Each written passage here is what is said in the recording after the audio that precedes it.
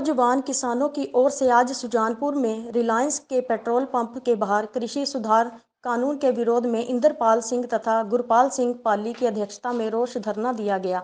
इस मौके पर किसानों की ओर से देश की केंद्र सरकार के खिलाफ जोरदार नारेबाजी की गई तथा काले झंडे लहराए गए।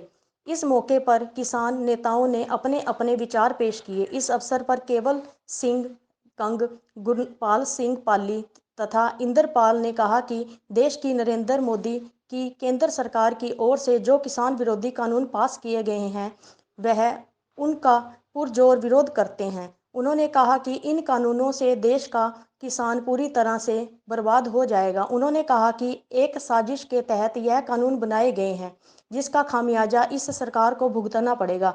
उन्होंने कहा कि इसके विरोध में उनका यह संघर्ष लगातार चलता रहेगा। उक्त कानूनों के पास हो जाने से मंडीकरण तबाह हो जाएगा, प्राइवेट कंपनियों का एकाधिकार हो जाएगा। जी किसान जथेबंदियां की मीटिंग हैगी 15 तरीक ਨੂੰ ਸਾਰੀ 31 ਦੀ 31 ਜਥੇਬੰਦੀਆਂ ਦੀ ਮੀਟਿੰਗ 31 ਚੰਡੀਗੜ੍ਹ ਵਿੱਚ ਹੈਗੀ ਆ।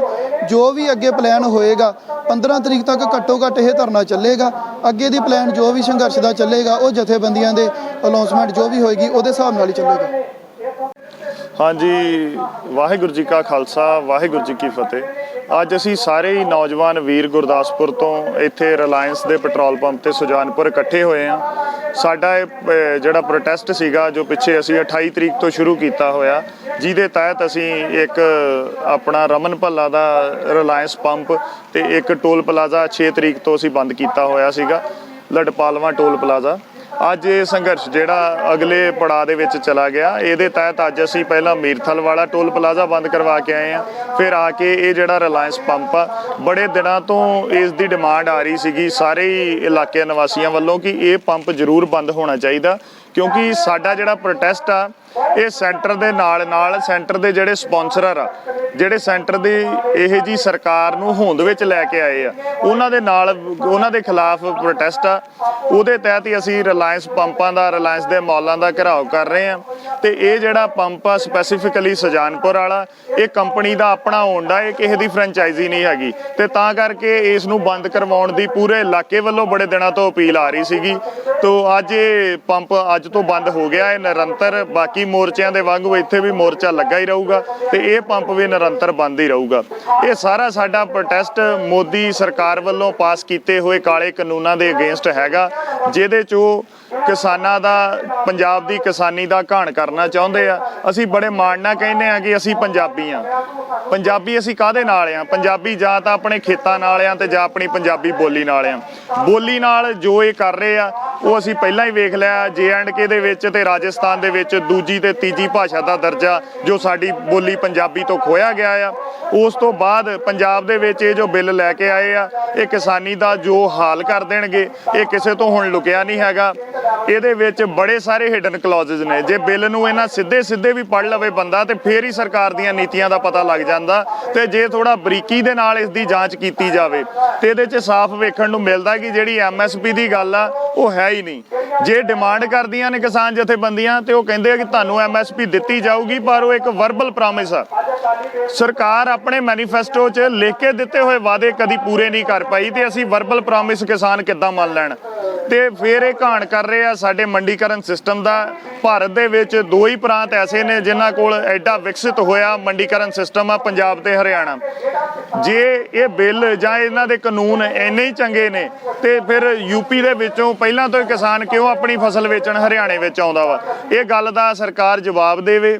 ਤੇ ਫਿਰ ਉਸ ਤੋਂ ਬਾਅਦ ਕੁਝ ਹੋਰ ਨੀਤੀਆਂ ਸਰਕਾਰ ਦੀਆਂ ਚਾਲਬਾਜ਼ੀਆਂ ਸਾਹਮਣੇ ਆਈਆਂ ਨੇ ਕਿ ਜੇ ਅਸੀਂ ਕਿਸਾਨ ਜਥੇਬੰਦੀਆਂ ਨੂੰ ਸੱਦਾ ਦੇ ਰਹੇ ਹਾਂ ਗੱਲਬਾਤ ਦਾ, ਉਹ ਸੱਦਾ ਮਹਿਜ ਇੱਕ ਡਰਾਮੇਬਾਜ਼ੀ ਆ। ਉਹਦੇ ਵਿੱਚ ਸਰਕਾਰ ਦੇ ਕੋਈ ਨੁਮਾਇੰਦੇ ਜਿਨ੍ਹਾਂ ਦੇ ਹੱਥ ਪਾਵਰ ਹੋਏ ਉਹ ਆ ਕੇ ਬੈਠਦੇ ਨਹੀਂ ਆ।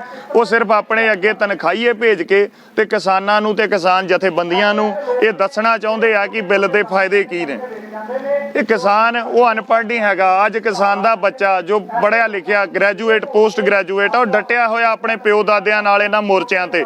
ਟੌਪ ਦੀਆਂ ਐਗਰੀਕਲਚਰ ਯੂਨੀਵਰਸਿਟੀ ਦੇ ਵਿੱਚ ਸਾਡੇ ਬੱਚੇ ਨੇ, ਟੌਪ ਦੀਆਂ ਡਿਗਰੀਜ਼ ਉਹਨਾਂ ਨੇ ਕੀਤੀਆਂ ਹੋਈਆਂ ਨੇ। ਤੇ ਇਹ ਸਾਨੂੰ ਉੱਥੇ ਬਹਿ ਕੇ ਇਹਨਾਂ ਦੇ ਅਨਪੜ੍ਹ ਮੰਤਰੀ ਸਮਝਾਉਣਗੇ ਕਿ ਬਿੱਲ ਸਾਡੇ ਲਈ ਫਾਇਦੇਮੰਦ ਆ ਕਿ ਨੁਕਸਾਨਦੇਹ ਆ? ਇਹ ਸਰਕਾਰ ਦੀਆਂ ਸਿਰਫ ਚਾਲਬਾਜ਼ੀਆਂ ਨੇ ਜੋ ਇਹ ਭਰਮਾਉਣਾ ਚਾਹੁੰਦੇ ਨੇ। ਤੇ ਦੂਸਰੀ ਗੱਲ ਇੱਕ ਹੋਰ ਆ ਕਿ ਸਾਡੇ ਵੀਰ ਇਸ ਆਪਣੇ ਭਾਰਤ ਦੇ ਵਿੱਚ ਨਾ ਤਾਂ ਜੀ ਇਕੱਲਾ ਸਿੱਖ ਕਿਸਾਨ ਆ ਤੇ ਨਾ ਹੀ ਇਕੱਲਾ ਜੱਟ ਕਿਸਾਨ ਆ, ਹਰ ਵਰਗ ਦੇ ਵਿੱਚੋਂ ਹਰ ਧਰਮ ਦੇ ਵਿੱਚੋਂ ਕਿਸਾਨ ਹੈਗੇ ਆ। ਤੇ ਇਹ ਕੋਸ਼ਿਸ਼ ਕੀ ਕਰਦੇ ਆ ਕਿ ਜਿਨ੍ਹਾਂ ਦੇ ਹੱਕਾਂ ਲਈ ਇਹ ਅਸੀਂ ਸਾਰੇ ਇੱਥੇ ਆ ਕੇ ਬੈਠੇ ਹੋਏ ਆ ਉਹਨਾਂ ਨੂੰ ਹੀ ਸਾਡੇ ਸਾਹਮਣੇ ਕਰਨ ਦੀ ਕੋਸ਼ਿਸ਼ ਕਰਦੇ ਆ ਕਿ ਸਾਡਾ ਟਕਰਾਅ ਉਹਨਾਂ ਦੇ ਨਾਲ ਹੋ ਜਾਵੇ, ਜਿੱਦਾਂ ਇਹ ਬੀਜੇਪੀ ਦੀਆਂ ਰੈਲੀਆਂ ਥਰੂ ਜਾਂ ਜੋ ਵੀ ਕੋਸ਼ਿਸ਼ ਕਰਦੇ ਆ। ਜੇ ਬੀਜੇਪੀ ਦੀ ਰੈਲੀ ਕਰਦੇ ਆ ਤਾਂ ਰੈਲੀ ਕਰਨ ਕੌਣ ਆਉਂਦਾ ਵਾ? ਉੱਥੇ ਵੀ ਵਰਗਲਾ ਕੇ ਕਈ ਕਿਸਾਨ ਭਰਾਵਾਂ ਨੂੰ ਲਿਆਂਦਾ ਜਾਂਦਾ, ਕਾਹਦੇ ਨਾਲ? ਸਿਰਫ ਇੱਕ ਹਿੰਦੂਤਵ ਦਾ ਨਾਰਾ ਦੇ ਕੇ। ਵੀਰੋ, ਸਾਡਾ ਇਹ ਮੋਰਚਾ ਜਿਹੜਾ ਆ ਇਹ ਕਿਸੇ ਧਰਮ ਦੇ ਖਿਲਾਫ ਨਹੀਂ ਹੈ, ਇਹ ਪੰਜਾਬ ਦੀ ਕਿਸਾਨੀ ਬਚਾਉਣ ਲਈ ਆ। ਕਿਸਾਨੀ ਸਾਡੀ ਵੀ ਓਨੀ ਆ, ਜ਼ਮੀਨਾਂ ਸਾਡੀਆਂ ਵੀ ਓਨੀਆਂ ਹੀ ਨੇ ਜਿੰਨੀਆਂ ਤੁਹਾਡੀਆਂ ਨੇ। ਇਹ ਤੁਹਾਨੂੰ ਹੀ ਸਾਡੇ ਸਾਹਮਣੇ ਕਰਕੇ ਟਕਰਾਅ ਪੈਦਾ ਕਰਨ ਦੀ ਕੋਸ਼ਿਸ਼ ਕੀਤੀ ਜਾਂਦੀ ਆ, ਜੋ ਸਰਕਾਰਾਂ ਦੀ ਹਮੇਸ਼ਾ ਤੋਂ ਨੀਤੀ ਰਹੀ ਆ ਡਿਵਾਈਡ ਐਂਡ ਰੂਲ ਦੀ, ਕਿ ਆਪਸ 'ਚ ਹੀ ਭਿੜ ਕੇ ਤੇ ਠੰਡੇ ਹੋ ਕੇ ਬਹਿ ਜਾਣ, ਸਰਕਾਰ ਤੱਕ ਪਹੁੰਚਿਆ ਹੀ ਨਾ ਜਾਵੇ। ਅਸੀਂ ਆਪਣੀ ਇਹ ਜਿਹੜਾ ਸਮੂਹ ਸਾਡਾ ਹੈਗਾ ਸੰਘਰਸ਼, ਇਹਨੂੰ ਅਸੀਂ ਦੂਰਦ੍ਰਿਸ਼ਟੀ ਨਾਲ ਵੇਖ ਰਹੇ ਹਾਂ ਕਿ ਇਹ ਸੰਘਰਸ਼ ਸਾਡਾ ਕਿਹਨਾਂ ਦੇ ਖਿਲਾਫ ਆ ਤੇ ਉਹਨਾਂ ਨੂੰ ਹੀ ਟਾਰਗੇਟ ਕਰਨ ਦੀ ਕੋਸ਼ਿਸ਼ ਕੀਤੀ ਜਾਏ, ਨਾ ਕਿ ਧਰਨੇ ਦੇ ਕੇ ਤੇ ਰੋਡ ਬਲੌਕ ਕਰਕੇ ਆਮ ਪਬਲਿਕ ਨੂੰ ਤੰਗ ਕੀਤਾ ਜਾਏ, ਤੇ ਨਾ ਹੀ ਬੰਦ ਦੇ ਸੱਦੇ ਦੇ ਕੇ ਆਪਣੇ ਭੈਣਾਂ ਭਰਾਵਾਂ ਦੁਕਾਨਦਾਰਾਂ ਦੇ ਬਿਜ਼ਨਸ ਨੂੰ ਕੋਈ ਨੁਕਸਾਨ ਪਹੁੰਚਾਇਆ ਜਾਵੇ। ਧੰਨਵਾਦ ਜੀ। ਆਪਦਾ ਮੰਡੀਕਰਨ, ਜੋ ਫਸਲਾਂ ਦੇ ਝੋਨੇ ਦੀ ਫਸਲ ਜਾਂ ਕਣਕ ਦੀ ਫਸਲ ਦੇ ਜੋ ਰੇਟ ਤੈਅ ਹੋਏ ਆ, ਉਹਦਾ ਜੇ ਕਿਸਾਨਾਂ ਦੀ MSP ਟੁੱਟਦੀ ਆ ਤੇ ਉਹ ਜਿਹੜਾ ਰੇਟ ਆ ਉਹ ਪ੍ਰਾਈਵੇਟ ਕੰਪਨੀਆਂ ਆਪਣੀ ਮਰਜ਼ੀ ਨਾਲ ਹੀ ਰੇਟ ਲਾਉਣਗੀਆਂ। ਤੇ ਸਭ ਤੋਂ ਵੱਡੀ ਗੱਲ ਇਹ ਆ, ਮਰਜ਼ੀ ਨਾਲ ਰੇਟ ਲੱਗਣ ਦੇ ਬਾਵਜੂਦ ਵੀ ਜੇ ਕੁਝ ਸਟਾਰਟਿੰਗ ਦੇ ਵਿੱਚ ਜੇ ਕਹਿ ਰਹੇ ਅਸੀਂ ਜ਼ਿਮੀਂਦਾਰਾਂ ਜਾਂ ਅਸੀਂ ਖੇਤੀ ਚੱਕਣੀ ਆ, ਰੇਟ ਵਧੀਆ ਲਾਉਂਦੇ ਆ, ਜਿਹੜਾ ਗੰਨਾ ਸਾਡੇ ਕਿਸਾਨਾਂ ਦਾ ਰੁਲਦਾ ਪਿਆ 2-2 ਸਾਲ ਹੋ ਗਏ ਉਹਨਾਂ ਦੀ ਪੇਮੈਂਟ ਨਹੀਂ ਆ ਰਹੀ, ਉਹਦੇ ਪਿੱਛੇ ਸਰਕਾਰ, ਉਹ ਵੀ ਤਾਂ ਸਰਕਾਰ ਦੇ ਪ੍ਰਾਈਵੇਟ ਹੀ ਆ, ਪ੍ਰਾਈਵੇਟ ਕੋਆਪਰੇਟਿਵ ਅਦਾਰਿਆਂ ਦੀਆਂ ਖੰਡ ਮਿੱਲਾਂ ਆ, ਉਹ ਕਿਉਂ ਨਹੀਂ ਪੇਮੈਂਟ ਦੇ ਰਹੀ? ਜੇ ਉਹਦਾ ਸਰਕਾਰ ਕੋਲ ਕੋਈ ਹੱਲ ਨਹੀਂ ਨਿਕਲ ਰਿਹਾ, ਅੱਜ ਸਾਡਾ ਮੰਡੀਕਰਨ ਤੋੜ ਕੇ ਜੇ ਪ੍ਰਾਈਵੇਟ ਅਦਾਰਿਆਂ ਨੂੰ ਦਿੰਦੇ ਆ, ਸਰਕਾਰ ਨੇ ਕਿੱਥੇ ਕਾਨੂੰਨ 'ਚ ਲਿਖਿਆ ਕਿ ਸਾਡੀ ਜ਼ਿੰਮੇਵਾਰੀ ਅਸੀਂ ਪੇਮੈਂਟ ਦਿਵਾਵਾਂਗੇ? ਇਸ ਕਰਕੇ ਜਿਹੜੇ ਵੀ ਇਹ ਗਲਤ ਆਰਡੀਨੈਂਸ ਆ, ਜਿਹੜੇ ਜ਼ਿਮੀਂਦਾਰਾਂ ਤੇ ਲਾਏ ਜਾ ਰਹੇ ਮਾਰੂ ਆਰਡੀਨੈਂਸ ਆ, ਅਸੀਂ ਇਹਨਾਂ ਦਾ ਵਿਰੋਧ ਕਰ ਰਹੇ ਹਾਂ ਤੇ ਕਰਦੇ ਹੀ ਰਵਾਂਗੇ ਜਿੰਨਾ ਚਿਰ ਸਰਕਾਰ ਦੇ ਸਿਰ ਤੇ ਜੂੰ ਨਹੀਂ ਸਰਕਦੀ। ਧੰਨਵਾਦ ਜੀ।